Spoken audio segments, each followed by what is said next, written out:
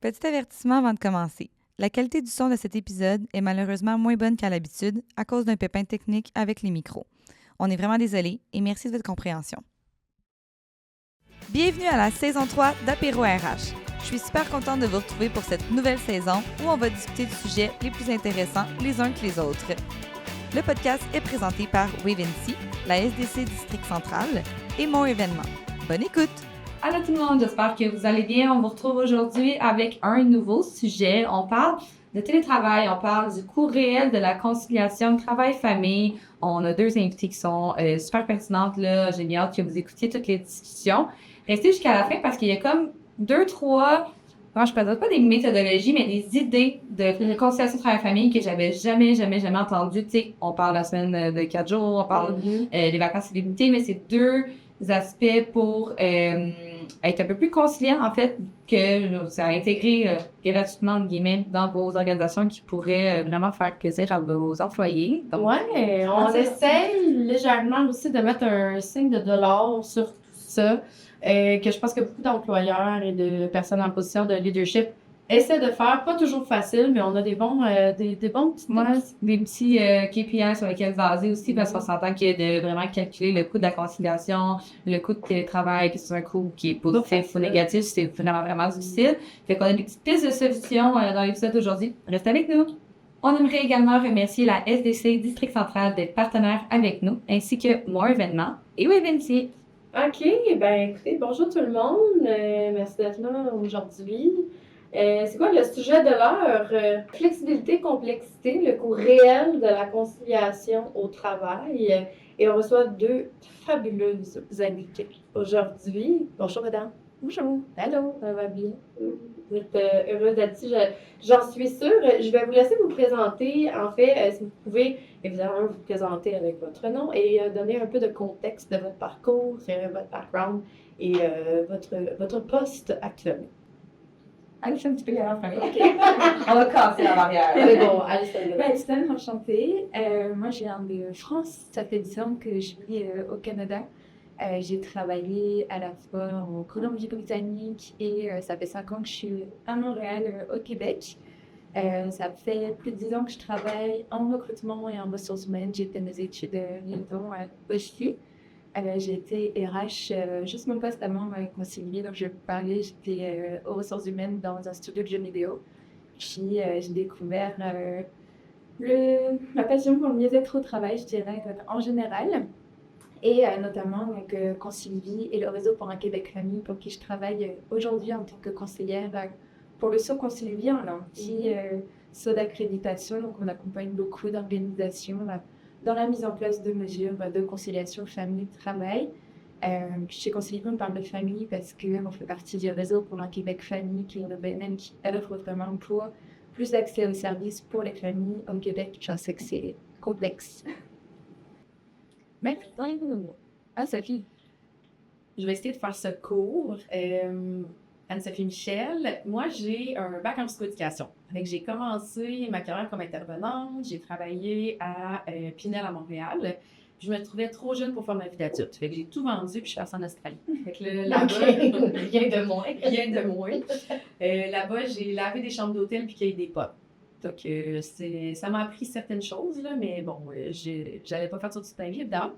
Quand je suis revenue, là, j'ai déménagé au Nunavik et rapidement, je suis devenue gestionnaire. J'ai fait un MBA à travers tout ça. Après ça, je suis revenue dans le sud, qu'on appelle n'importe où en bas de Coudjouac. Puis, après ça, j'ai atterri à un moment donné en gestion de projet. Puis, tu sais, la gestion de projet, le premier projet qu'on me donne, c'était un méga gros projet qui avait beaucoup d'impact sur les humains, notamment il y en a qui perdaient leur job.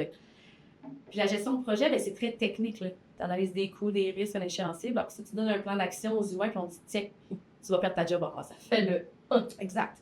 Fait que mon ancien côté psychoéducatrice trouvait qu'il manquait beaucoup d'humains. Fait que c'est là que j'ai commencé à m'intéresser au volet humain des changements puis des projets. Donc, c'est là que j'ai démarré mon entreprise fin 2019. La COVID est arrivée, je suis allée aider dans la gestion de la COVID. Puis là, j'ai élargi, là, je suis beaucoup dans le leadership performant et humain. Fait comment tout le temps être performant, atteindre nos objectifs, mais en mettant l'humain au cœur des décisions. Fait que je fais encore de la gestion humaine du changement, mais je le fais encore plus large. Fait que je suis comme en RH, mais pas tant RH, mais dans l'humain. En gros. C'est un bon résumé. Oui, non, moi, pour qui connaissais, mais finalement, comme je disais à l'entrée de jeu, il y avait une petite chose de toi que je connaissais pas quand même. Là, on parle de conciliation travail-famille. Donc, dans nos questions aujourd'hui qu'on avait préparées, Myron et moi, on voulait aborder l'aspect télétravail, tu as parlé de la pandémie. C'est quelque chose qui est encore d'actualité en toute transparence sur les répercussions du télétravail, que ce soit positif ou négatif. On va aussi parler à quel point les employeurs sont un petit peu plus flexibles aussi avec les temps modernes, la nouvelle génération et tout ça. Avant qu'on rentre dans nos questions, qui vont quand même axer, comme je disais, quand même pas mal de télétravail, je serais curieuse d'avoir votre définition de qu'est-ce que c'est la conciliation travail-famille. Alison. Oui, ben moi je dirais que la mienne a beaucoup évolué, notamment depuis que je travaille chez Constelli, parce que j'ai pas d'enfant, j'ai un chien. Voilà, c'était juste ma petite vie, puis juste moi. Et puis, dans mon travail, je dirais que j'étais vraiment pour l'égalité entre tous, puis tout le monde avait les mêmes besoins, on offre la même chose à tout le monde au quotidien. Puis, en première, chez Constelli, je me suis vraiment rendu compte que, ben non, il y avait des gens, des fois, qui avaient des besoins différents, qui vivaient des situations de vie, des fois temporaires, mais qui nécessitaient peut-être un petit peu plus de flexibilité de la part de l'employeur aussi, juste temporairement, pour pouvoir s'ajuster. Puis, j'ai découvert vraiment plein de choses.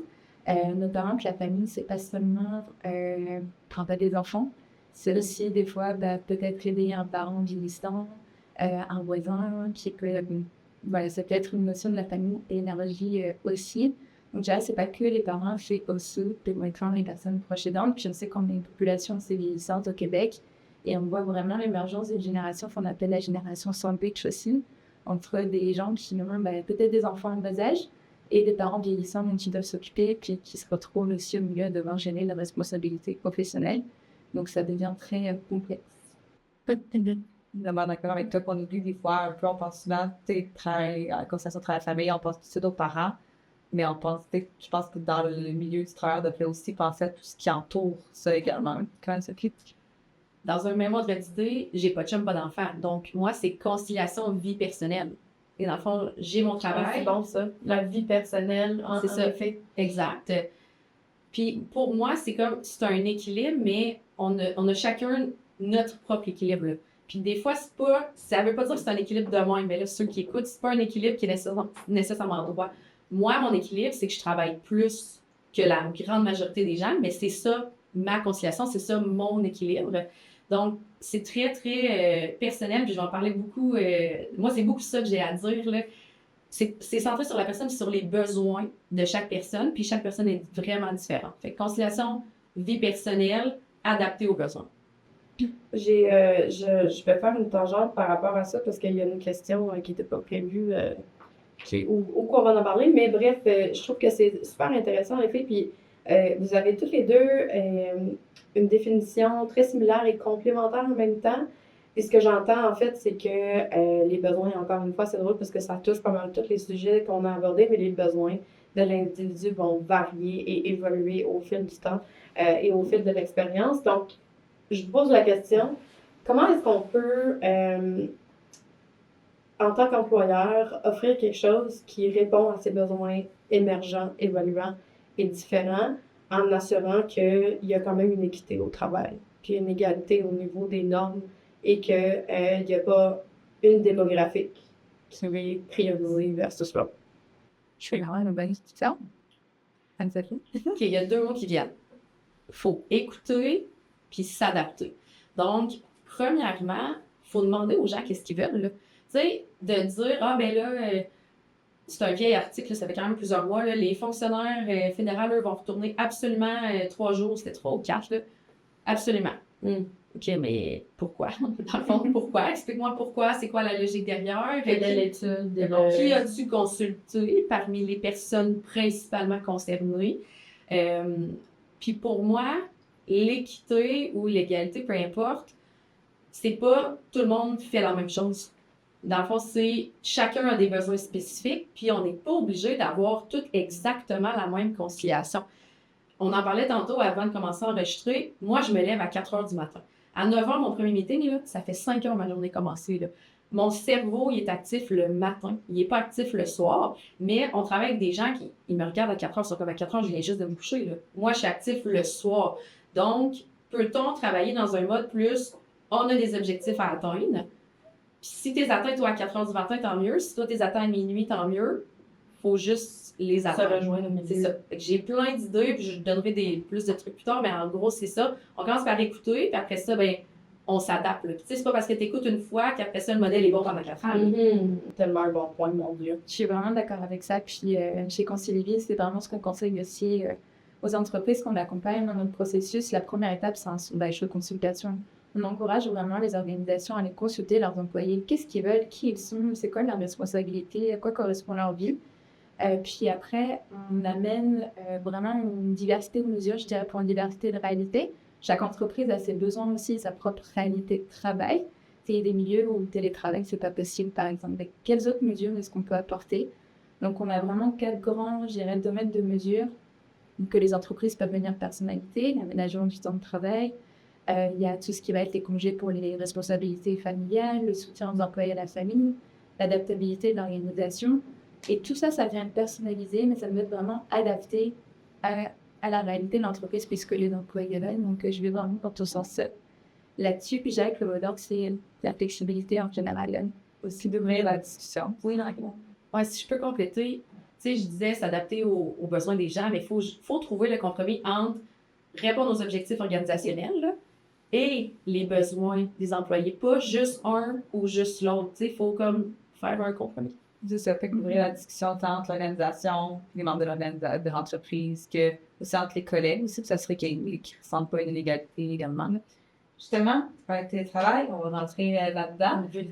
On veut parler, tu sais, bon, il y a eu énormément de points positifs reliés au télétravail. C'était comme, moi je faisais du télétravail avant que ça arrive, que la pandémie arrive, donc ça n'a pas été un énorme changement, mais je sais qu'à quel point que les gens autour de moi, que c'était comme la nouvelle, genre, chose Le buzzword du moment. Genre, faire une brassée de lavage entre 2 meetings, ça a été la chose qui a réussi dans Une révélation. Mais j'aimerais ça qu'on commence par les points positifs que le télétravail a emmené, puis après ça, on tombera peut-être un petit peu plus dans les challenges que ça a, et les défis que ça a causé également, mais les points positifs, autant pour vous, que aussi que vous avez remarqué peut-être dans les organisations avec lesquelles vous collaborez, vous aidez, ou peu importe. Je peux y aller. Moi, je suis presque 100% en télétravail. Puis pour moi, c'est beaucoup plus productif. Me déplacer, justement, comme je disais, mon cerveau est actif le matin. Donc moi, là, je suis dans ma routine de 6h30 à 8h30, je suis assise devant mon ordi, puis je fais tellement de travail. Versus si je devais prendre ce temps-là pour me déplacer dans le trafic pour aller au bureau, bien, je perds du temps optimal de mon cerveau. Puis en plus, moi, ça mérite profondément le trafic. Donc, j'arrive au bureau puis je suis irritée. Donc, j'ai vraiment perdu beaucoup de capacité de productivité. Ouais, en fait, là, tu rentres dans tes affaires, que tu rentres dans ton bureau, que tu fasses ton café, puis tu te remettes dans un mindset de productivité. Parce que tu viens de comme être stressé. Parce que moi, je suis pareil, là. Genre, je suis dans le trafic, puis là, il faut que je me mette un podcast ou quelque chose, que je me change d'idée parce que sinon, je viens trop. Stressée, même physiquement, là, tu sais, j'arrive au bureau où je fais quelque chose, puis je suis comme, fait que je m'assois, je prends un verre d'eau, je fais qui décompresse, t'es fatiguée, là, excuse-moi, quoi, ça. Non, mais c'est ça, c'est exactement ça. Fait que pour moi, je suis réellement plus productive en télétravail. Donc, c'est sûr qu'en tant qu'entrepreneur, c'est le fun, parce que c'est ma propre entreprise, mais quand même, il y a des gens qui sont vraiment plus. Fait que ça, c'est un des avantages. Je commence par ça.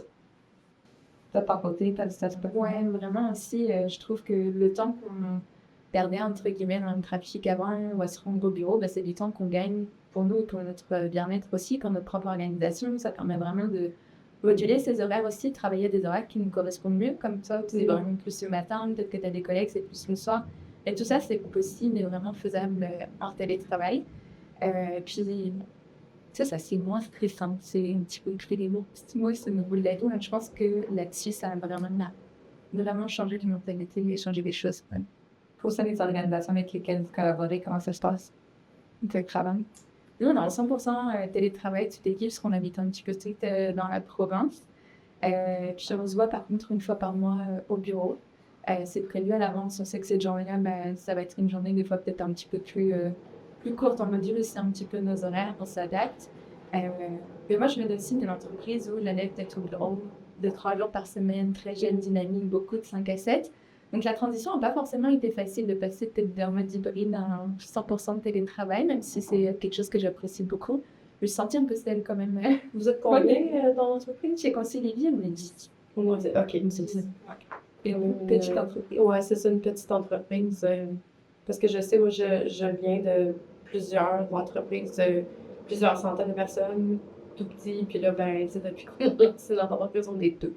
Fait que, tu sais, c'est sûr que la variété est quand même là. Est-ce que tu sens que, justement, tu parlais de transition, est-ce que tu sens qu'il te manque quelque chose ou que tu as retrouvé quelque chose depuis que vous êtes 100% en télétravail? Ben, un peu les deux, je te dirais. Des fois, je manque un peu de connexion humaine. Moi, j'adore aller connecter avec mes collègues, les petites conversations de machine à café, tout ça, ça me manque beaucoup. Mais en même temps, je l'ai gagné parce que j'ai plus de temps pour aller faire du sport, pour aller connecter différemment aussi, rencontrer d'autres personnes. Donc, j'ai une balance à trouver. Pensez-vous que justement le télétravail est encore bien fait dessus, tu sais, quand dès que ça a été comme difficile d'adaptation, peut-être que tu peux en parler, comment ça s'est fait un petit peu rapidement, mais est-ce qu'en ce moment, les organisations, vous pensez que c'est quelque chose qui se passe encore relativement bien? Je pense oui et non. Dans le fond, on était obligés, là. T'sais, littéralement, on était obligés d'aller en télétravail. Il y en a qui ont vu les bénéfices, puis il y en a qui ont gardé leur mentalité d'avant de ça n'a pas de bon sens du télétravail, ça n'a pas de bon sens de faire une brassée de lavage en 2 meetings, ça n'a pas de bon sens de voir passer ton chat tout le temps devant l'écran. Fait que ceux qui sont restés avec cette mentalité-là puis qui se sont pas posé la question est-ce que vraiment ça a un bénéfice ou l'inverse? Est-ce que vraiment le télétravail nuit à mon entreprise? Tu sais, il faut que tu te la poses la question, puis je pense qu'il y en a qui se posent pas la question, ils font juste dire non, le télétravail, non, c'est pas pour nous. Fait qu'on revient 3-4 jours. C'est ça, exact. Fait que je pense qu'il y en a qui ont réalisé que c'était vraiment bénéfique, puis d'autres qui sont dans l'ancienne mentalité, puis qui n'ont pas nécessairement évalué, en fait. Comment on évalue, justement? Parce que, tu sais, oui, on parlait de pouvoir sonder l'autosatisfaction des employés en interne pour savoir s'ils sont contents ou non, s'ils sont positifs ou non. Mais en soi, les répercussions, tu sais, on s'entend qu'en ce moment, en tant que la plupart des marchés bougent beaucoup, là, récession par récession. Fait que répercussions de chiffre d'affaires est difficile à évaluer par rapport au fait qu'on sort de pandémie. Fait que comment on évalue concrètement que le télétravail dans une organisation est positif ou négatif, qu'on a besoin de faire des changements d'un 3 jours semaine, un mois au bureau, En fait, tu as 2 facteurs. Pour moi, tu as le facteur performance et tu as le facteur humain. Facteur performance, est-ce que tu atteins tes objectifs? Tu sais, dans le fond, normalement, des entreprises doivent avoir des objectifs. Tu sais, tu as une planification stratégique, tu as des objectifs de vente, tu as des objectifs de quelque chose à un moment donné, là. Est-ce que tu atteins tes objectifs? Si la réponse est oui, puis que tout le monde est en télétravail, ben pour moi, ça fait quand même dire qu'il y a quelque chose qui fonctionne, là, parce que tu atteins tes objectifs. Si tu n'atteins pas tes objectifs, là, c'est là que tu commences à creuser un petit peu plus. Quel objectif j'atteins pas? Puis là, ben, tu veux creuser pourquoi je les atteins pas. OK, ben peut-être parce qu'il manque de structure, d'organisation, peu importe. Puis après ça, ben, tu as le côté humain. Est-ce que les gens sont satisfaits de leur situation actuelle? Parce que quand tu n'es pas bien au travail, quand tu n'es pas satisfait, nécessairement, tu ne peux pas être performant, là. Si tu n'es pas bien, tu ne performeras pas bien. Fait que tu as le facteur, est-ce que tu atteins les objectifs et est-ce que les humains sont bien? Fait que c'est par là que tu commences ton évaluation, si on veut. Fait que ça revient à ton point un peu plus tôt de communication ouverte, puis d'aller sonder qu'est-ce que les employés ont besoin. Puis à partir de là, de ce que je comprends, c'est tu établis des métriques, tu pars avec ça, tu t'ajustes au fil du temps. Exact. OK. Je suis 100% d'accord avec tout ce que tu amènes là. J'aurais pas dit mieux. Et c'est vrai qu'on voit beaucoup d'organisations qui veulent absolument ramener les gens au bureau, puis sans aucune raison spécifique en ce moment. Mais parce que ça a toujours été fait comme ça. Ça a toujours été Parce qu'on paye un loyer. On paye un loyer. Oui, ben c'est quand même une réalité que, tu sais, peut-être que c'est qu'on ne veut pas prendre la décision de soit downsizer, puis là, déménager, puis là, c'est comme ça. Il faut juste penser en dehors de la boîte. Dans le sens où tu as plein de bureaux, c'est sûr que tu peux faire quelque chose avec ces bureaux-là. Fait que là, regarde, c'est quoi les besoins autour de toi? Qui cherche un loyer? Est-ce que tu peux... Mais il y a plein de choses. Il faut juste penser différemment. C'est pas juste, j'ai un bureau, j'ai un loyer, il faut que mes employés viennent. Non, j'ai un bureau, j'ai des espaces. OK, bien, qu'est-ce que je peux faire avec mes espaces pour rentabiliser, parce que je suis pas nécessairement prêt à laisser aller mon building, mettons, ma location, mais trouve d'autres idées. En tout cas, nous, on est en événementiel, pour ceux qui nous écoutent, fait qu'on cherche toujours des nouveaux locaux à louer, tu sais, fait que contactez-nous, on va regarder ça ensemble. Mais il y a aussi, je pense, à l'échelle, une plus grande échelle, à l'échelle de la communauté, le centre-ville de Montréal a été déserté pendant longtemps pendant la pandémie aussi. Puis chaque fois que on est en télétravail, il y a des commerces qui ont dû fermer parce que ça marchait plus non plus. Parce que les gens ne pouvaient plus acheter leur petit café, ils ne pouvaient plus prendre leur sandwich le midi aussi. Donc j'ai l'impression que c'est aussi un problème plus global, juste hors la petite entreprise et l'organisation. Oui, ben c'est clair, ça a un impact économique. Il y avait une grosse mobilisation de ramener les gens justement en bureau, du moins quand je travaillais dans les bureaux au centre-ville, c'était vraiment impactant et il y a eu plusieurs efforts au niveau des employeurs, surtout avec la Chambre des commerces de Montréal, la Ville de Montréal, entre autres, et les efforts sur Sainte-Catherine et tout ça, de ramener les gens au bureau.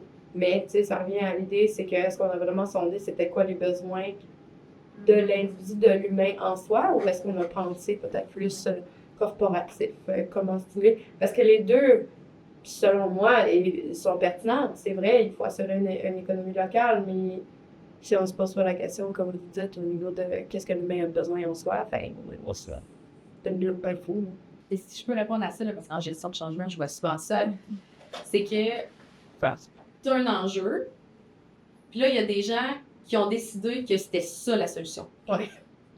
Mais ça ne veut pas dire que c'est ça la solution. On est d'accord avec l'enjeu. On est d'accord que c'est problématique, qu'il y a des petits commerces qui sont obligés de fermer, mais peut-on imaginer d'autres solutions? Peut-on transformer le modèle d'affaires de ces commerces-là? Peut-on plus organiser des activités, les sortir de la livraison? Je ne sais pas, là, je dis comme un peu n'importe quoi, mais dans le sens que c'est pas... Ça ne veut pas dire que c'est ça la solution. Il faut penser en dehors de la boîte. Moi, je dis tout le temps ça, challenger le statu quo, penser en dehors de la boîte, puis trouver des idées qui sont innovantes pour répondre à des problématiques réelles. Oui, puis là, je veux juste faire un petit bémol. Là. Je ne crache pas sur les efforts de la Ville de Montréal ou de la Chambre des commerces. Au contraire, je pense qu'ils ont vraiment fait un effort phénoménal pour justement stimuler l'économie locale. Tout ce que je voulais dire, en fait, c'est que c'est important de consulter le petit commerce qui est sur le bord de fermer, ce que je sais qu'ils ont fait et tout ça. Mais la solution, en fait, n'est pas un one size fits all. Exact. Et ne se fera pas du jour au lendemain non plus.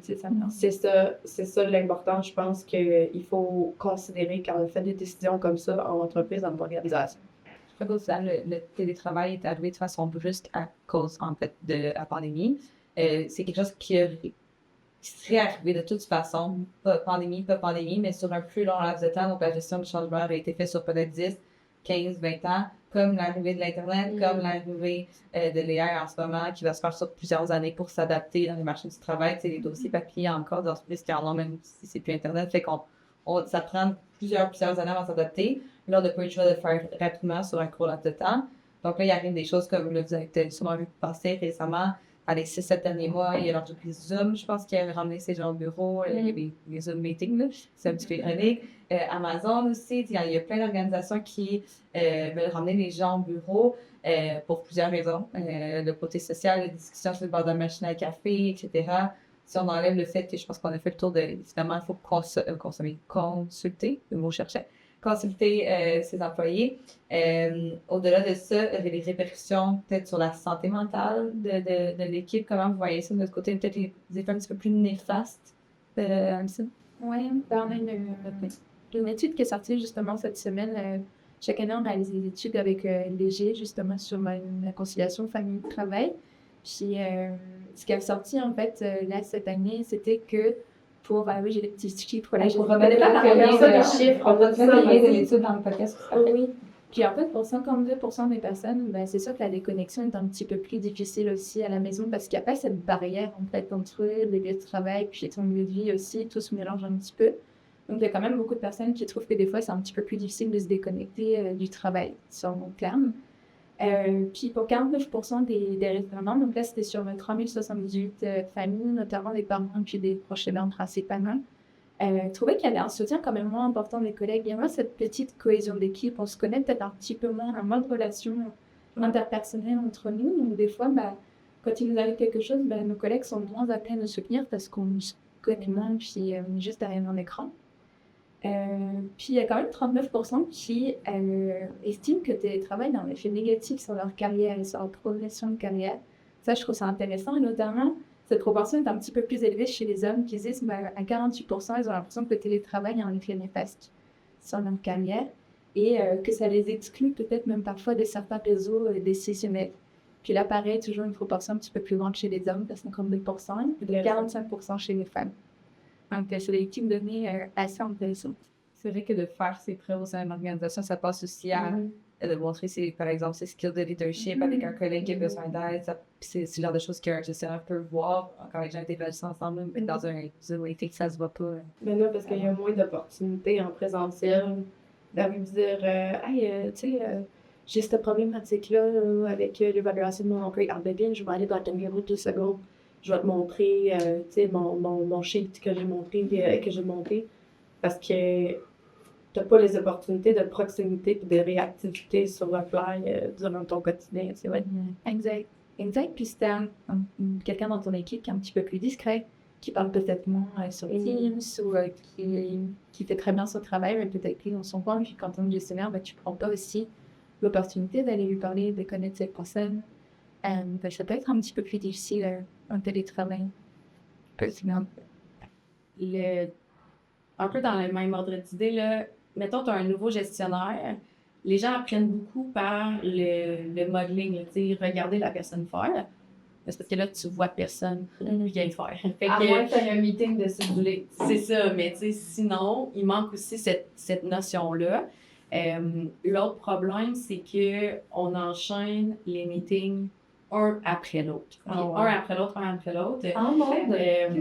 C'est ça. Donc là, oui, je sais, moi aussi, je le fais. Là, ce que j'ai fait avec un client depuis la semaine passée, on book, dans le fond, au lieu de commencer le meeting, mettons, à l'heure ou à la demi-heure, on le commence 5 minutes plus tard. Maintenant, on avait essayé de le finir 5 minutes plus tôt, mais ça marche jamais. Les gens continuent de parler jusqu'à la fin. On déborde tout le temps. Exact. Donc, tu le commences 5 minutes plus tôt. Puis même, nous, on utilise Office avec dans Outlook. Tu peux aller faire un petit setup là, qui fait que automatiquement, à chaque fois que tu bookes une nouvelle rencontre dans ton calendrier, il la met tout le temps 5 minutes. Fait que tu n'as pas besoin de gosser à chaque fois. Tu sais, moi, je suis quelqu'un qui aime beaucoup l'efficience. Là. Donc, si à chaque fois que je mettais un meeting, il fallait que j'aille gosser pour changer de 5 minutes, 55, ça me gosserait. Fait que là, j'ai trouvé un truc que finalement, ça le fait automatiquement. Puis ça fait une différence parce que, pour vrai, dans 5 minutes, je peux faire vraiment beaucoup de choses, mais je peux aussi respirer. Dans le sens que c'est un vrai break pour aller aux toilettes, pour prendre 3 grandes respirations quand le dernier meeting était difficile, pour switcher entre 2 clients, parce que tu sais, c'est 2 meetings côte à côte, mais c'est 2 clients, c'est 2 choses différentes. Et ça, c'est comme un truc qu'on fait, puis en tout cas, moi, ça fait juste une semaine que je le fais, 2 semaines, puis j'aime vraiment ça. L'autre affaire, il y en a, c'est sûr, qui abusent quand même du télétravail. Tu sais, je veux dire, quand tu prends un meeting au parc, je comprends, mais là, tu sais, c'est peut-être un petit peu too much, là. Puis tantôt, je disais le chat qui passe dans l'écran, mais une fois, ça va, mais tu sais, comme... Ouais, quand c'est rendu la joke, c'est ça. Tu trouves ça cute, ça fait Exact. Tu sais, quand ton fond d'écran, c'est peut-être pas nécessairement professionnel, puis que là, t'as des meetings, tu sais, il y a comme tout le temps... Un standard à peut-être... C'est ça. Fait que, tu sais, il y a des gens qui ont poussé le laisser aller un petit peu trop, je trouve. Fait que, ben, tu sais, il s'agit d'avoir une espèce de code de vie, là. Tu sais, donc, nous, notre code de vie, ben, tu sais, faites-vous un fond d'écran, dans le fond. Faites-vous un fond d'écran avec l'entreprise, fait que ça règle un problème, puis... faut aussi, même si ça fait des années qu'on est en télétravail, il faut que les gens soient confortables. Donc, il faut que les employeurs, tu sais, te payent une chaise confortable, peut-être un clavier, une souris, je sais pas. Ça passe pas un bureau non plus. Mais là, ça, télétravail, sa table de cuisine. C'est ça, mais ça fonctionne pas. Tu sais, dans le fond, si t'es pas bien assis physiquement, tu seras pas bien. Là, tu peux pas confortable à rester. Je l'ai fait pendant la pandémie, travailler sur ma table de cuisine, ça m'a donné une épicondylite chronique. Là. C'est pas drôle, là. Ça a vraiment créé un sérieux problème physique. Puis après ça, ben, la douleur était tellement intense que là, ben, là c'était rendu mental. J'étais là, je suis plus capable. Donc, on peut pas faire ça. Fait que si quelqu'un, justement, n'a pas de bureau à la maison, ben là, peut-être que là, c'est une bonne idée d'aller dans un bureau, changer dans des bureaux vides. Tu sais, il faut juste réfléchir plus largement, puis de façon créative. Je sais pas si je l'ai dit, passer en dehors de la boîte. Je suis pas sûre. Légèrement, Écoute, c'est pas mon train. Oui. C'est ça, moi je me battais tous les jours avec mon chef qui travaille comme ça sur le canapé, là, en venant. Moi aussi, il faut que je fasse attention à ça. Mais tu sais, je pense que ça revient justement aux obligations de l'employeur, mais se poser la question en OK, ben on fait le choix conscient d'être en télétravail. Qu'est-ce que ça impacte nos gens? Tu sais, c'est le côté humain, puis qu'est-ce que je peux offrir, puis c'est quoi mes obligations? Parce que c'est sûr que si vous faites, je dis vous, mais si l'employeur fait le choix conscient d'être 100% en télétravail, parce que justement, ben nous autres, on n'a pas de problème, nos objectifs stratégiques ont été atteints, mais que meanwhile, tu développes comment on appelle ça, une épicondylite chronique. Ben, à long terme, malheureusement, c'est une nécessité médiocre-cosile, tu sais, je veux dire, tu t'embarques dans d'autres paquets de problèmes. Fait que posez-vous la question, c'est ça le point. Mais c'est surtout poser la question aux équipes. Je pense que c'est dans notre formulaire annuel d'évaluation, on a ajouté des questions reliées à ça, de dire, c'est facile d'ici au bureau de savoir si les écouteurs sont pas bons, si le deuxième écran ne fonctionne pas, si l'ordinateur a des bugs, que cette personne va possiblement sacrée, on n'encourage pas que ça arrive. Mais à la maison, je vois pas. Puis encore une fois, avec le fameux background, je vois encore moins si la personne est sur une journée de cuisine, sur un divan, je vois pas l'environnement. Fait on a posé des questions reliées à ça pour s'assurer que est-ce que le matériel technologique qui t'est fourni fonctionne bien, est-ce que tu as besoin d'autres choses pour te sentir plus confortable, autant au bureau qu'à la maison. Je pense que c'est encore une fois de parler et de discuter avec son équipe. C'est la fiche. Ça me fait juste un petit point là-dessus sur ce que vous avez remarqué justement au niveau des effets peut-être néfastes c'est le travail dans certaines organisations et des choses concrètes que vous avez remarqué un petit peu. C'est vraiment plus aussi la charge mentale qui est toujours là. Chez eux, je vais faire un team, on va lancer une machine, on va faire la vaisselle, on va passer, il y a des poils de chien qui traînent, je vais passer l'aspirateur. Enfin, je trouve qu'il y a quand même une grosse charge mentale. Puis, ce qui est intéressant aussi, c'est que la conciliation famille travail, le stress lié à la conciliation famille travail, ça ne fait qu'augmenter, même depuis la pandémie. Alors qu'on pourrait penser que dans les grosses situations pandémiques, ça va aller mieux. Question, clarification. Qu'est-ce que ça veut dire le niveau de stress? Tu veux dire que les gens se questionnent de plus en plus ou il y a de plus en plus une pression inédite au niveau de l'individu? Oui, ben, je pense que c'est plus la gestion du tout. Genre que moi, vu que je travaille de la maison, c'est que je sais que mon lavage n'est pas fait, mais en même temps, je m'éteins, puis fait qu'il y a comme une... Plus de dossiers en même temps. Ouais, c'est ça, fait que, ok, je comprends. Donc, voilà. Sinon, justement, conciliation, travail, famille, on en a parlé un peu tantôt aussi, mais je serais curieuse de voir un peu où qu'on en est actuellement. C'est quoi qui se passe dans le milieu du marché du travail actuellement? On a des gestionnaires qui nous écoutent. C'est quoi peut-être les possibilités de mettre en place certains programmes pour accompagner, comprendre mieux? Qu'est-ce qui se passe actuellement? Je dirais... En fait, ça varie tellement selon les organisations. C'est sûr qu'en ce moment, tout le monde, ce qu'on entend plus, c'est le retour hybride. On va mettre un retour au bureau, puis on parle beaucoup de ça avec les entreprises que nous, on accompagne sur pourquoi ils veulent le faire, c'est quoi les raisons, ce qu'ils nous sont leurs employés. Là, on revient tout le monde un petit peu aux mêmes étapes. Donc, j'ai l'impression qu'on est dans une espèce de transformation en ce moment, un peu justement la pandémie, 100% télétravail, le mode hybride, la prise depuis 2 ans de la vie normale. Donc, je pense qu'on est vraiment dans une période de transition. Donc, c'est vraiment des questions qui se posent beaucoup. Voilà, c'est ce qui conclut la première partie. La deuxième partie sera disponible dès la semaine prochaine. Reste à l'affût pour ne pas manquer la suite.